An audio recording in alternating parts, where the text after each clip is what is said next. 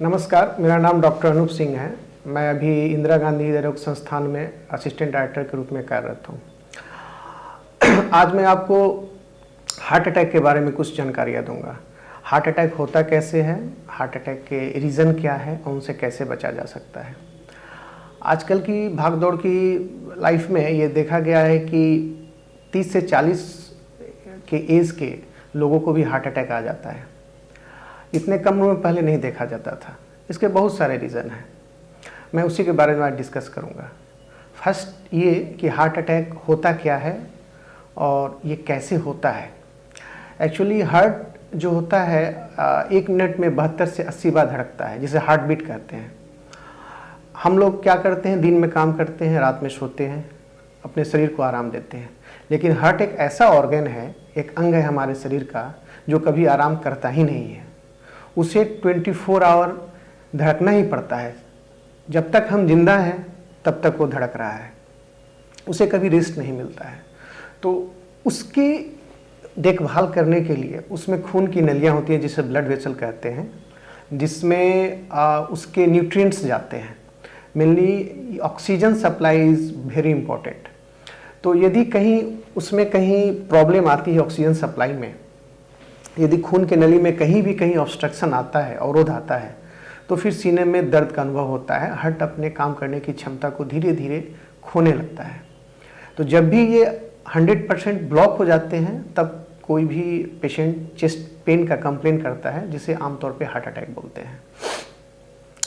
तो ये heart attack के बहुत सारे कारण होते हैं, जैसे हाइपरटेंशन, आपको डायबिटीज़, एक्सेसिव स्मोकिंग करना, stress factor, sedentary lifestyle means कि व्यायाम नहीं करना।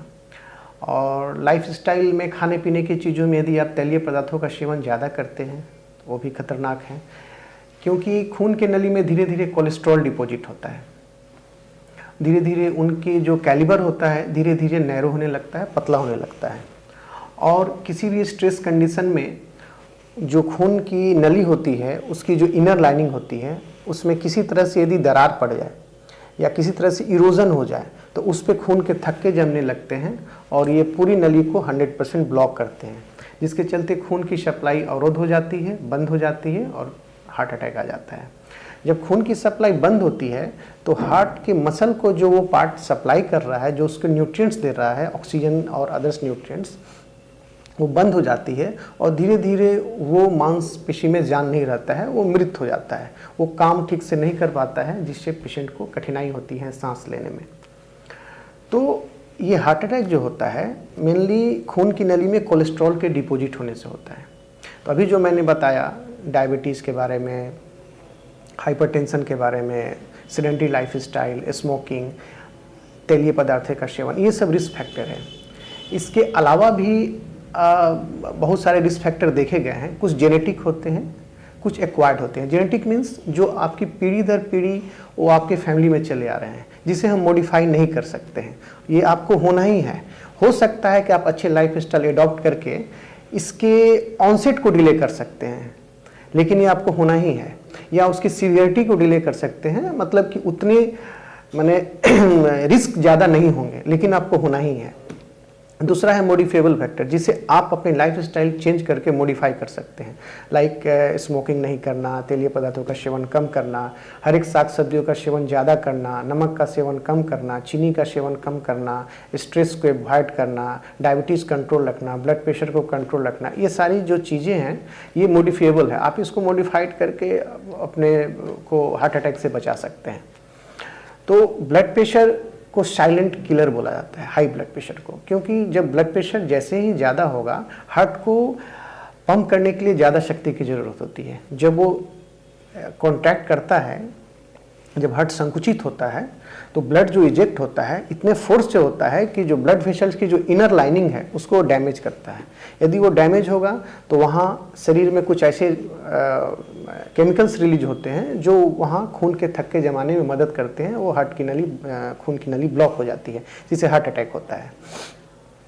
और ये सिम्टम्स भी जो पेशेंट को होते हैं अलग अलग तरह के होते हैं। जो कॉमन सिम्टम है पेशेंट को सीने में दर्द लेकर प्रेजेंट करता है, सीने में दर्द होना, घबराहट होना, चक्कर आना, इवन कभी कभी पेशेंट बेहोश भी हो जाता है। लेकिन फीमेल्स में ये सिम्टम एटिपिकल होते हैं। हो सकता है पेशेंट में जो फीमेल हो वो घबराहट, थकावट, कमजोरी, देह हाथ में दर्द होना ऐसे ही प्रेजेंट कर सकते हैं। लेकिन क्लासिकल सिम्टम जो दर्द होता है, सीने में दर्द होना, छाती में गैस की तरह पेशेंट कभी कभी बोलते हैं मुझे गैस हो रही है, ये भी सिम्टम हो सकता है। ये दर्द जॉ की तरफ भी जा सकता है, दोनों हाथ में भी जा सकता है, कभी कभी बैक में भी जाता है। तो ये सारे सिम्टम होते हैं। जैसे सिम्टम हो हमें इमीडिएट डॉक्टर से कंसल्ट करना चाहिए और कुछ बेसिक इन्वेस्टिगेशन होता है। तुरंत पेशेंट की शुगर की जांच, ईसीजी बहुत बेसिक इन्वेस्टिगेशन है जो कि यदि पहले हार्ट अटैक पता चल जाए ईसीजी के थ्रू तो हम तुरंत उसे ओटी करके, जिसे एंजियोग्राफी और एंजियोप्लास्टी करते हैं, उस नली को खोल दे सकते हैं। उसके बाद इकोकार्डियोग्राफी होता है जिसमें हार्ट के फंक्शन को देखा जाता है, आखिर फंक्शन कितना डैमेज है, हार्ट का फंक्शन कितना काम कर रहा है।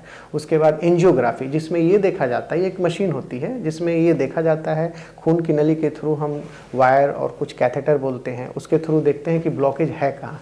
यदि पेशेंट जितनी जल्दी हॉस्पिटल यदि पहुंचता है तो तुरंत एंजियोग्राफी करके उस ब्लॉकेज को खोल दिया जाता है, जिससे जो मसल्स होते हैं हार्ट के उसमें जो भी डैमेज होता है उसको रोका जा सकता है। इवन कंप्लीट 100% भी डैमेज को रोका जा सकता है यदि 4 घंटे के भीतर पहुंच जाए। यदि हॉस्पिटल दूर है, आप ग्रामीण क्षेत्र में रह रहे हैं, तो आपके आसपास जो भी प्राइमरी हॉस्पिटल जो केयर सेंटर है, हेल्थ केयर सेंटर, आप वहाँ जाएं और खून पतला करने की दवा जैसे इकोस्प्रिन जिसे बोलते हैं वो दी जाती है इमीडिएट। और एक थ्रोम्बोलिटिक थेरेपी बोलती है जिसमें कुछ स्ट्रेप्टोकाइनेज नाम से ही पाया जाता है जो कि तुरंत खून के थक्के को तोड़ देता है, जिसके चलते खून की नली में ब्लड फ्लो शुरू हो जाता है। इसके बाद आप उस संस्थान में जाइए, बड़े अस्पताल में, जहाँ की एंजियोग्राफी होती है, वो देखने के लिए आखिर रोग खुला कितना है। यदि हल्का खुला हो तो उसमें एंजियोप्लास्टी की जा सकती है।